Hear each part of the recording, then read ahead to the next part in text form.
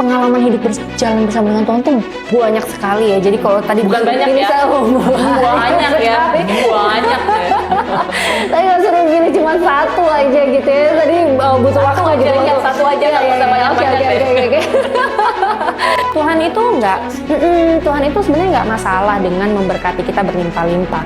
Tapi yang jadi masalah adalah ketika kita diberkati berlimpah-limpah itu, kita mau pakai untuk apa? Apakah hanya untuk pembuktian kepada dunia bahwa saya ini hebat, saya ini kuat, saya ini keren, saya ini kaya, atau untuk menghormati Tuhan, atau untuk melakukan pekerjaan-pekerjaan Tuhan, atau untuk melayani Tuhan gitu ya.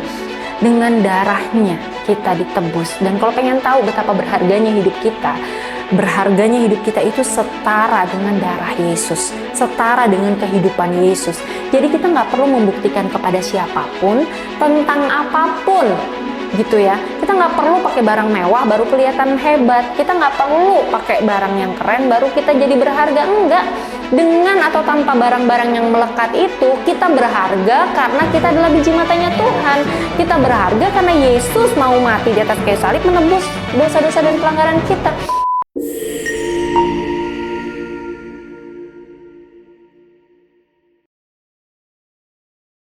Mulai dari tadi yang kesulitan untuk mendapatkan pekerjaan gitu ya, sudah datang merantau tetapi teman-temannya sudah dipanggil kerja, dianya sendiri belum gitu ya.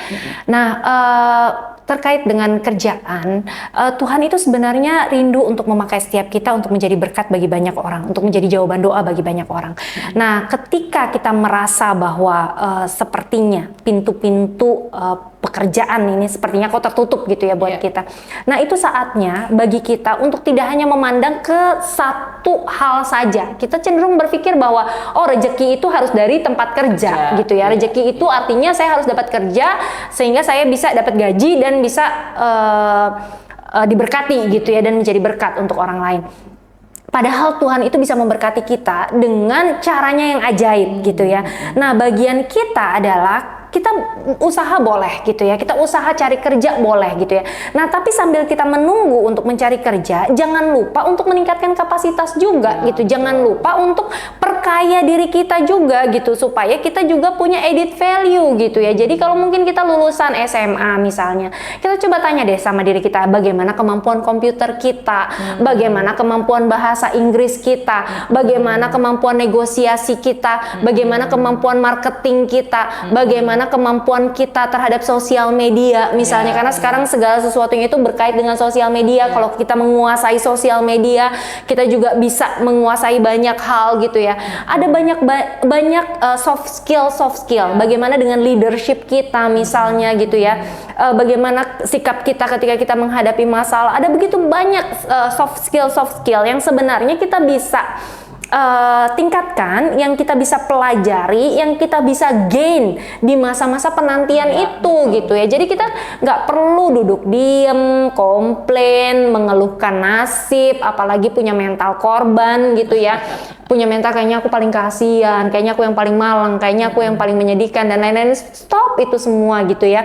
Tapi mulai lihat apa yang bisa aku lakukan, apa yang bisa aku kerjakan gitu ya. Mulai lihat apa yang bisa, skill-skill apa nih. Aku punya orang-orang di sekeliling gitu ya. Mungkin yang bareng-bareng sama kita punya kemampuan untuk misalnya jago di komputer misalnya. Nah, kenapa enggak gitu ya? Kita nempel aja terus sama dia gitu ya. Kita belajar, Kak, apa sih yang bisa aku bantu gitu.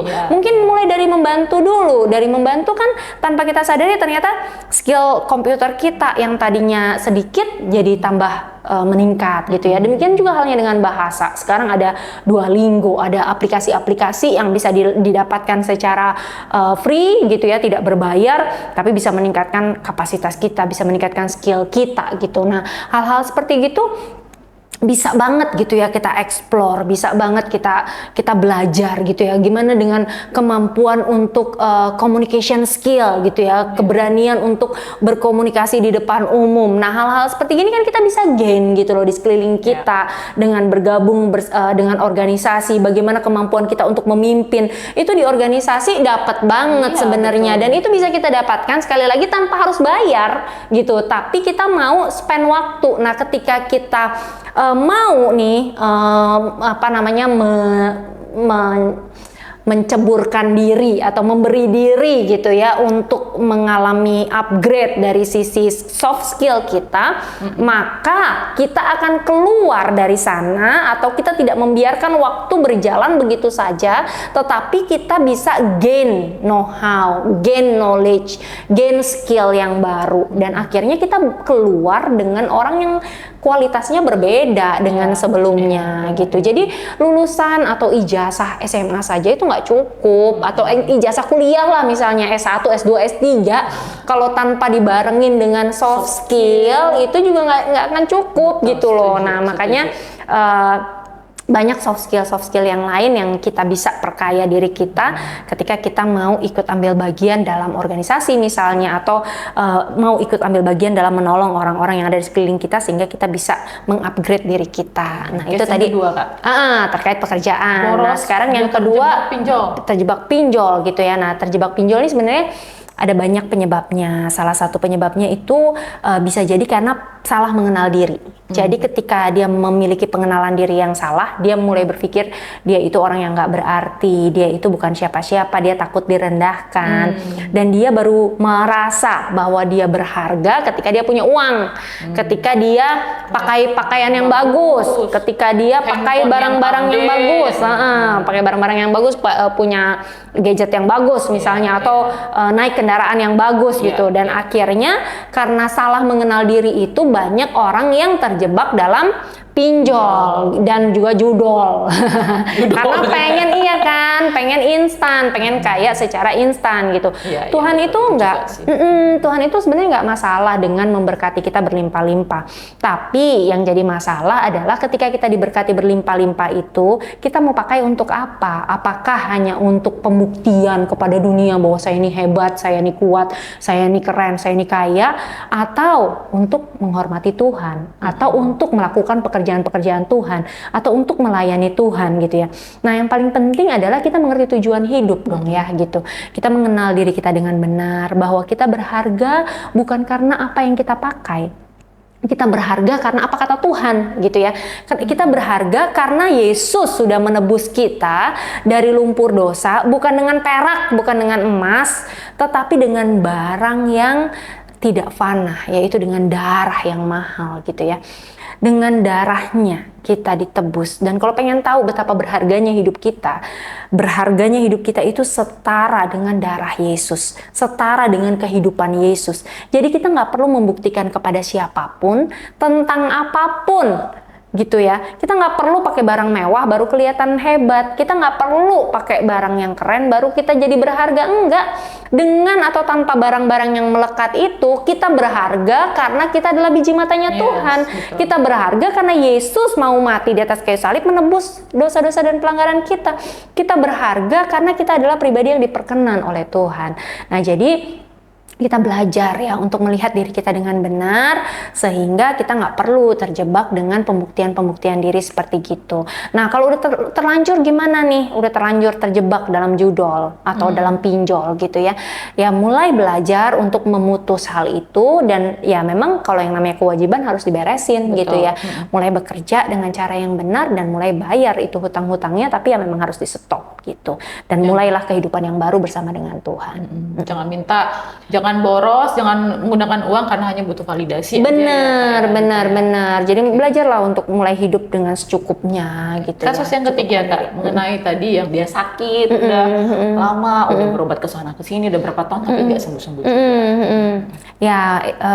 Mulai belajar untuk mengakui dan menerima bahwa janji Tuhan itu ya dan amin ya, bahwa Yesus yang berkata oleh bilur-bilurnya kita sembuh, ya mulai terima kesembuhan itu, kuasa kesembuhan itu gitu ya. Sekalipun secara jasmani kita belum mengalami, tapi mulai terima kesembuhan itu di alam roh. Nah, ketika kita sepakat di alam roh, maka kesembuhan secara jasmani itu akan perkara waktu aja lah gitu loh. Yang paling penting kan gini loh, banyak orang yang tubuhnya belum mati, tapi karena sakit, karena dia sakit, tubuhnya ini sebenarnya masih belum mati gitu ya, tapi karena dia sakit, jiwanya yang mati. artinya dia udah mulai ngerasa, udahlah nggak ada harapan lagi, aduh aku sakit nggak jiwa tadi kan. Iya, jadi akhirnya dia stuck, dia nggak ngapa-ngapain gitu loh. Nah pastikan jiwa kita hidup, jiwa kita sehat gitu loh, dengan terima kebenaran dari firman. Ya udahlah gitu, kalau kita sakit ada bagian-bagian tubuh kita yang masih lemah, mungkin kita merasa belum pulih atau gimana, lakukan sesuatu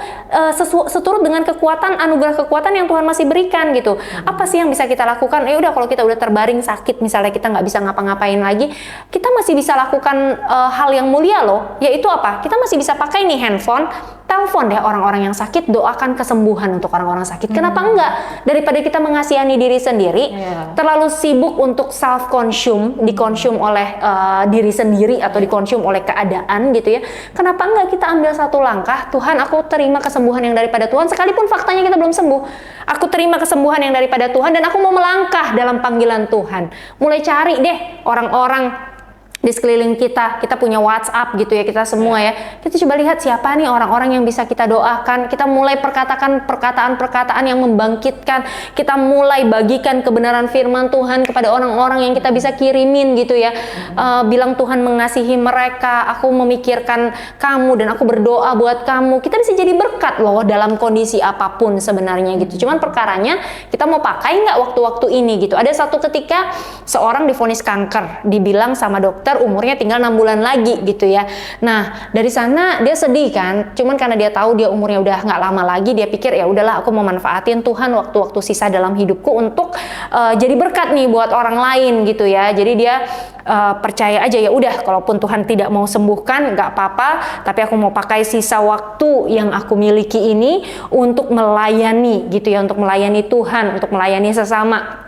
Akhirnya dia berdoa tuh buat orang-orang, mulai dari dia doakan melalui telepon, akhirnya dia mulai ada kekuatan. Ketika dia ada kekuatan sedikit, dia pergi untuk mengunjungi orang-orang yang sakit, dia berdoa bagi mereka, ada bersama-sama dengan mereka, mendengarkan keluhan mereka, mendengarkan curahan hati mereka. Dan yang luar biasanya, dokter tadinya memvonis umurnya hanya 6 bulan, sekarang sudah puluhan tahun hidup sehat dan menjadi seorang kanker survival gitu kan. Maksudnya itu luar biasa gitu ya, akhirnya bisa jadi kesaksian hidupnya, bisa menguatkan orang lain.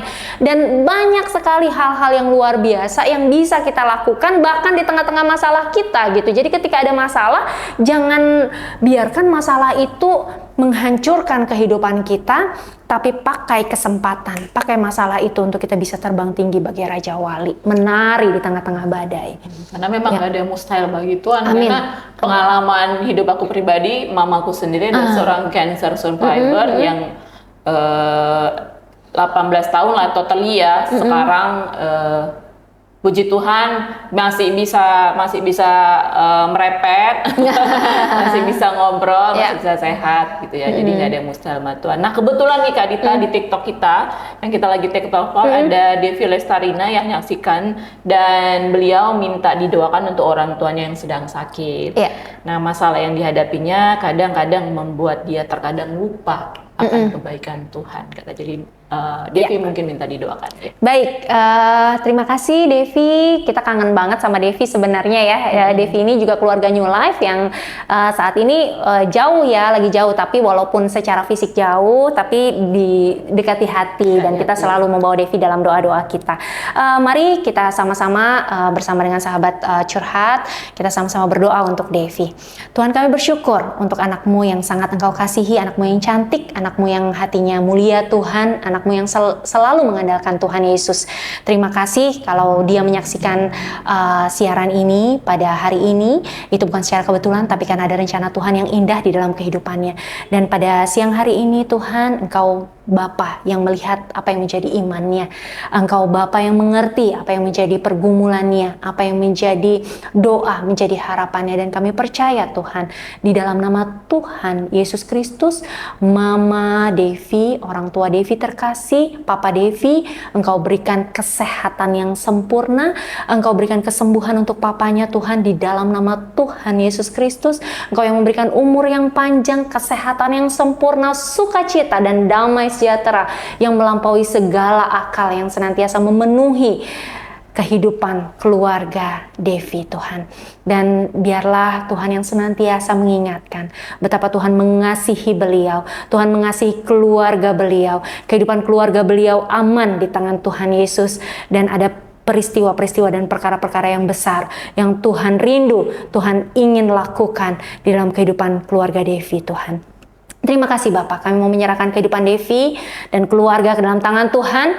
Kami tahu tidak ada yang mustahil bagi Tuhan, sesuatu yang besar sungguh-sungguh sedang terjadi dan akan terus terjadi dalam kehidupan Devi dan keluarga. Dan nama Tuhan Yesus Kristus boleh ditinggikan, boleh diagungkan atasnya. Di dalam nama Yesus, haleluya, amin.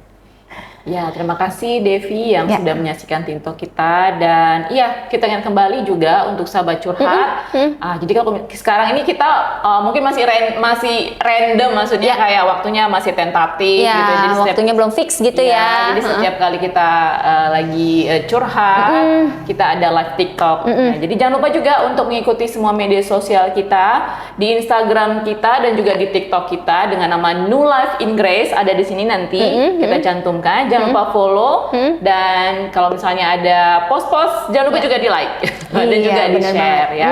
Karena tiap hari di media sosial kita itu ada postingan, ada firman hari ini, ada juga segala kegiatan-kegiatan kita yang ada di gereja dan juga yang nanti yang ada di yayasan. Dan mungkin satu hal ya yang mau saya tambahkan sedikit gitu ya, bahwa kelihatannya kita nih kan podcast dibatasi oleh ruang dan waktu ya. Kita tidak bertemu secara fisik atau mungkin secara waktu juga mungkin ada perbedaan waktu, ada yang nontonnya mungkin secara live di TikTok, ada yang nontonnya siaran ulangnya, atau ada yang mungkin beberapa hari kemudian, beberapa tahun kemudian gitu ya. Rasanya kok kayaknya beda-beda gitu ya, ada perbedaan ruang, ada perbedaan waktu gitu. Namun satu hal yang mau saya sampaikan, bahwa kuasa Tuhan tidak pernah terbatas. Amin. Kita sedang berurusan dengan kuasa yang gak main-main. Raja di atas segala raja, nama di atas segala nama, pribadi yang maha kuasa yang mengiringi, menyertai pelayanan, pemberitaan, siaran podcast curhat bersama New Life. Jadi tidak ada yang mustahil bagi Tuhan, dan kuasa Tuhan tidak terbatas. Sekalipun kita secara manusia dibatasi oleh ruang dan waktu, namun kuasa yang maha tinggi itu tidak pernah terbatas. Ya. Kak Dita, untuk terakhir ini, dari pengalaman, share dong ke kita. Pasti ada. Aduh, mau dibongkar-bongkar nih kayaknya nih. Satu aja. Dari sekian banyak garam dan madu, asam dan garam, gula tebu gitu ya. Yang Kak Dita pernah ada masalah mungkin secara manusiawi. Kayaknya hal ini kayaknya susah banget gitu. Pergumulan mungkin yang berat banget gitu. Walaupun sebenarnya kita percaya bahwa masa-masa itu boleh ada karena untuk bisa kita memulihkan setiap kita ya. Tapi dari Kak Dita sendiri, apa yang menjadi satu turning point masalah yang Kak Dita hadapin, dan mungkin bisa di-share kepada sahabat curhat, mungkin bisa menginspire mereka supaya memiliki satu mindset yang benar seperti Kak Dita yang sudah lewati gitu. Pengalaman hidup berjalan bersama dengan Tuhan tuh banyak sekali ya. Jadi kalau tadi bukan banyak pilih ya, banyak ya. Tapi nggak suruh pilih cuma satu aja gitu ya. Tadi butuh waktu gitu. Satu aja nggak usah banyak-banyak. Oke. Yang paling berkesan ya mungkin, atau yang kayaknya nggak berkesan-kesan karena itu masalah.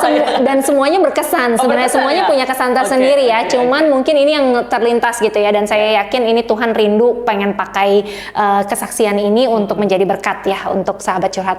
Jadi sekitar 6 tahun lalu ya, 6 tahun lalu waktu saya hamil anak ketiga. Waktu hamil anak ketiga, hamil Adriel ya, sekarang umurnya udah 6 tahun gitu ya.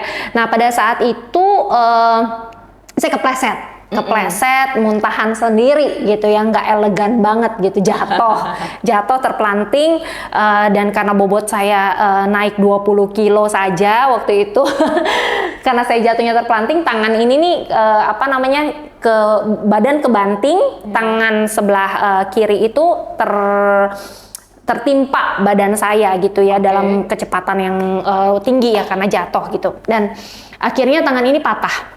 Oke. Jadi tulangnya patah tuh patah tebu ya. Jadi tebu. patah benar-benar patah jadi 2 gitu. Tulang besar ini padahal gitu ya sebenarnya. Tebu lah gitu, merasa bersalah jadi. Jadi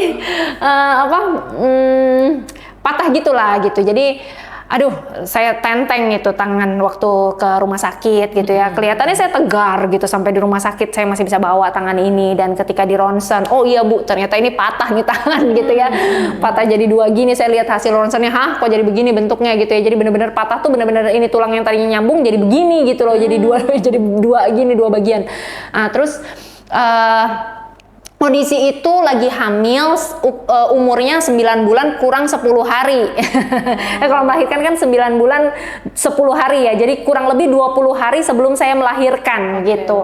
Nah jadi waktu itu pas persis banget di tahun baru gitu, di 31 Desember 31 Desember 2018. Jadi waktu itu masuk tahun baru gitu, malam tahun baru udah saya akhirnya dirawat di rumah sakit 1 hari. Tangannya itu karena seharusnya dipasang pen, tapi karena kondisi perut lagi gede banget gitu ya, perut buncit karena ada bayinya di dalam. Jadi dokter nggak berani untuk pasang pen karena itu perlu operasi kan gitu. Nah karena dokter nggak berani, akhirnya saya di gips aja, di gips, dan 1 hari stay di rumah sakit, 1 malam stay di rumah sakit, dan keesokan harinya diminta pulang dengan bawa gips gitu ya. Jadi orang-orang kira tuh udah brojol gitu, bayinya udah nongol. Jadi orang-orang kira oh masuk rumah sakit selamat ya, mau ngucapin selamat karena bayinya dikira udah lahir. Nggak taunya bawa gendongan, tapi yang digendong bukan bayi, yang digendong tangan sendiri gitu ya. Nah, pada saat di rumah sakit saya masih ceria gitu karena anak saya bareng-bareng sama saya. Jadi ada anak saya perempuan tuh selalu barengan sama saya, bahkan dia tidur pun satu tempat tidur gitu sama saya di rumah sakit gitu. Nah, sampai di rumah nih, di saat-saat sendiri pada malam pertama saya di rumah, suami tidur, anak-anak udah pada tidur gitu ya. Di situ saya tahu-tahu nangis gitu. Saya nggak bisa terima keadaan ini, kenapa sih kok harus terjadi sih gitu, kok kayaknya bodoh banget sih saya, kok bisa jatuh sih gitu ya. Terus aduh gitu, kenapa sibuk mempertanyakan kenapa dan kenapa.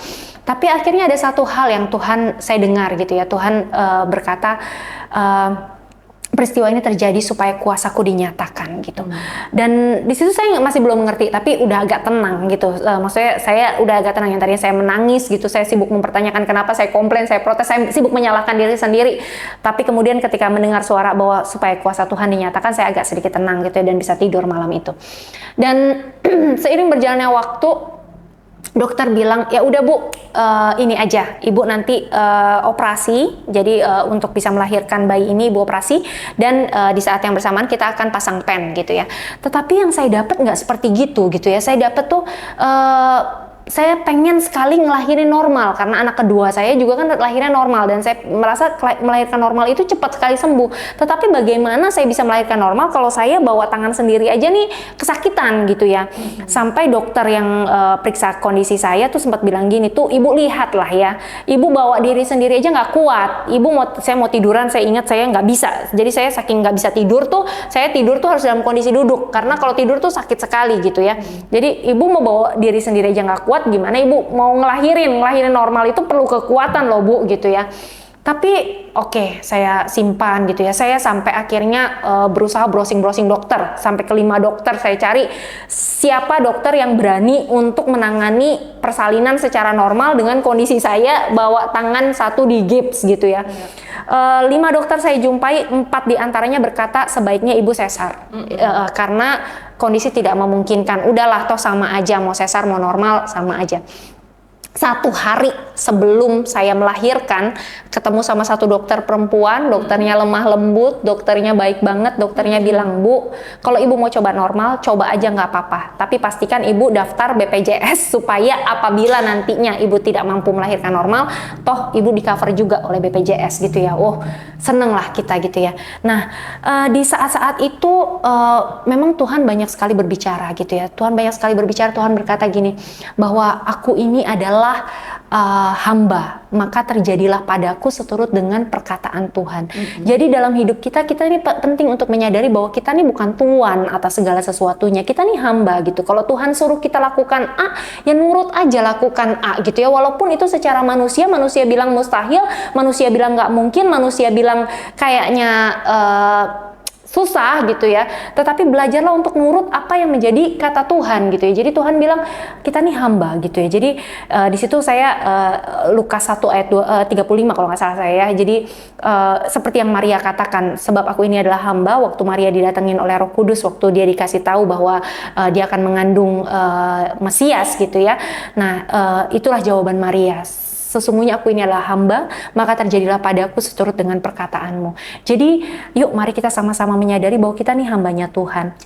Ketika ada masalah, ketika ada pergumulan, ketika berbeban berat, mulai dengar apa sih yang Tuhan mau kita lakukan dan mulai belajar nurut, ikut apa kata Tuhan, karena kita ini memang hamba, dan biarlah terjadi pada kita seturut dengan apa yang Tuhan inginkan gitu ya. Dan Tuhan juga bicara bahwa sebab Yesus adalah ya bagi semua janji Allah, dan itu sebabnya bagian kita hanya berkata amin untuk memuliakan Tuhan. Jadi yang membuat semua janji-janji Allah termanifestasi nyata dalam hidup kita itu 2 Korintus 1 ayat 20 ya. Yang membuat janji-janji Allah termanifestasi nyata dalam hidup kita itu bukan karena kuat, gagah dan hebat kita, tapi Yesus Kristus adalah ya bagi semua janji Allah, dan sebabnya bagian kita hanya berkata amin untuk memuliakan nama kita. Bagian kita tuh bukan komplain, bukan sibuk nanya kenapa bisa gini, kenapa bisa gitu, bukan sibuk melogikakan, tapi bagian kita tuh cuma berkata ya, dan muliakanlah nama Tuhan dengan perkataan ya itu. Nah dari sana dan terakhir satu ayat yang terakhir yang juga menguatkan saya itu yang terambil dari sebab di dalam kelemahanlah kuasa Tuhan bekerja dengan sempurna. Jadi sekalipun kita lemah, kita terbatas, tapi Tuhan yang maha kuasa itu kuasanya sanggup untuk menolong setiap kita. Nah dari sana saya belajar melangkah percaya, ya udahlah saya coba dulu, saya mau melahirkan normal, dan ternyata singkat cerita mungkin banyak orang mengalami sakit bersalin itu harus berjam-jam atau ada yang berhari-hari gitu ya. Ternyata kalau saya itu datang ke rumah sakit nggak sampai 1 jam, rupanya anaknya udah merosot. Jadi dengan satu kondisi tangan yang harus gips, harus saya gendong, saya cuma bisa pegang satu kaki, anak itu bisa melahirkan dengan normal, dengan smooth, dengan cara Tuhan yang ajaib. Dan yang lebih luar biasanya lagi, saya bisa melahirkan anak dengan normal, dan ini tangan juga bisa sembuh tanpa harus dioperasi pasang pen gitu ya. Jadi Tuhan itu bisa melakukan perkara-perkara yang ajaib untuk memulihkan keadaan kita, untuk mengubah setiap ratap, tangis, jeritan, air mata menjadi sukacita, menjadi kidung pujian dan tari-tarian untuk memuliakan nama Tuhan. Bagi Tuhan tidak ada yang sukar gitu ya. Amin. Ya. Amin. Kak Dita, satu quotes untuk sahabat curhat dari sekian banyak tadi yang Kak Dita, bagaimana cara Tuhan, pekerjaan Tuhan yang begitu ajaib dalam kehidupan Kak Dita. Nah, berbagi satu quotes Kak di bawah 1 menit untuk sahabat curhat supaya mereka bisa bisa lebih tangguh lagi, menjadi manusia pribadi yang lebih tangguh, dan yang paling pasti melihat masalah itu bukan satu beban, tapi melihat masalah menjadi satu kuasa bagi hidup mereka. Ya. Sebab Kristus adalah ya bagi semua janji Allah, dan itu sebabnya bagian kita hanya berkata amin untuk memuliakan Dia. Amin. Kak Dita, thank you banget sudah sharing begitu hal yang luar biasa. Kita boleh melihat kesaksian dari kehidupan Kak Dita langsung, dan lain kali kalau misalnya kita ada podcast lagi, kita undang lagi ya Kak ya. Dengan senang hati. Kita ingat kembali bagi sahabat curhat yang tadi sudah menonton podcast ini dari awal sampai akhir. Kalau misalnya pengen curhat, pastinya ya namanya juga udah curhat bersama Nula. Iya. Pengen konseling juga, kalau misalnya ada yang pengen di-sharingin ke kita, atau juga pengen seperti yang di awal disebutkan, pengen Kak, boleh dong saya dimentori, atau pengen juga didoakan, boleh ya, langsung di WhatsApp kita di 0819 081 741. Terus saksikan sahabat curhat, karena di podcast Curhat Bersama New Life, bebas curhat, Tuhan punya jawaban.